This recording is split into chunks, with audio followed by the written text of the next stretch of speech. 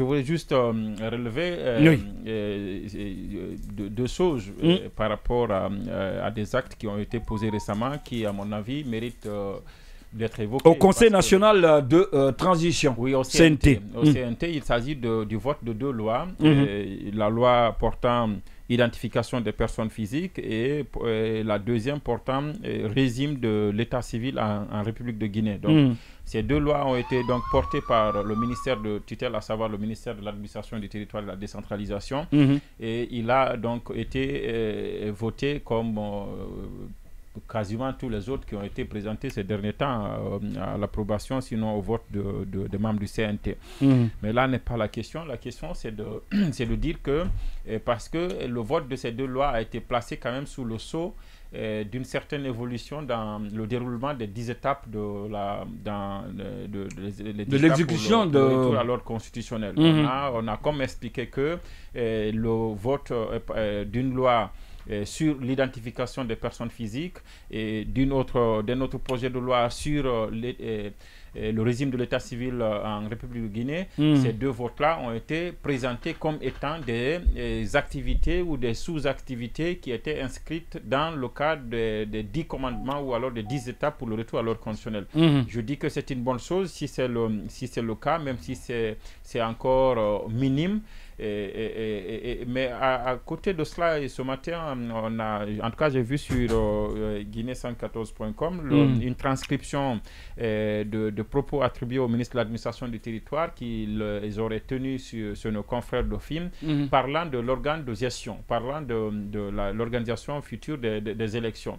Et le ministre Mori Kondé a semblé expliquer qu'en réalité, si la CENI a existé, c'est que c'était une exception, sinon c'est toujours le gouvernement qui organise les élections. C'est ce qu'il a dit. Oui, c'est ce qu'il a dit, c'est ce qu'on lui attribue. Donc, si ces deux choses, pour moi, cette sortie médiatique et le vote de ces deux lois à l'Assemblée, si ces deux choses ont le mérite de remettre le débat sur l'essentiel, l'essentiel étant entendu que c'est le retour vraiment à l'ordre constitutionnel aujourd'hui.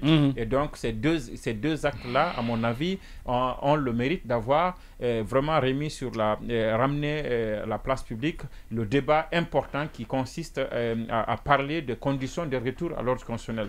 Mais de l'autre côté, ça pose des inquiétudes quand même. Parce que si on doit retourner à l'état où c'est le ministère de l'administration du territoire qui doit organiser les élections, c'est bien possible. C'est une question de confiance, c'est une question d'organisation, c'est une question institutionnelle. Mais je ne crois pas qu'à l'état actuel, et je ne dis pas aussi qu'il faut confondre le ministère de l'administration du territoire à la personne de Mori Kondé. Il peut bien demain ou après-demain ne pas être le ministre de l'administration du territoire. Mais sa gestion de ce ministère-là, sa gestion chaotique de simple débat, de dialogue, l'impossibilité qu'il a eu, l'incapacité qu'il a eu à organiser un véritable dialogue laisse vraiment des doutes quant à sa capacité en tant que ministre de l'administration du territoire d'organiser, imaginer des élections présidentielles dans un contexte où le gouvernement a carrément pris parti dans le débat politique en s'attaquant régulièrement à des compétiteurs comme l'UFDG. Je pense que si les acteurs politiques sont un peu mous à réagir, parce que depuis le matin, je n'ai pas vu une réaction politique encore à cette sortie du ministre de l'administration du territoire. Certainement qu'ils estiment, je parle de l'UFDG, du RPZ et des autres, ils estiment que... Ou du moins, peut-être qu'ils sont en train de mûrir la question. Ils estiment que Mori Kondé est en train de blaguer, parce que imaginez dans les conditions actuelles qu'on nous dise que c'est ce gouvernement du CNRD qui doit organiser des élections. Je ne vois pas en quoi ces élections peuvent être acceptées. Je ne vois pas comment les acteurs peuvent vraiment faire confiance à une organisation des élections par un Comment on peut faire confiance à la crédibilité de cette élection qui passe tout son temps par le biais de son porte-parole à s'en prendre notamment à un compétiteur, alors que le même gouvernement dit qu'il n'est pas compétiteur, il n'a pas de soutien. Je pense que le débat, il faut le mener, il ne faut pas prendre des décisions comme ça et les imposer à tout le monde.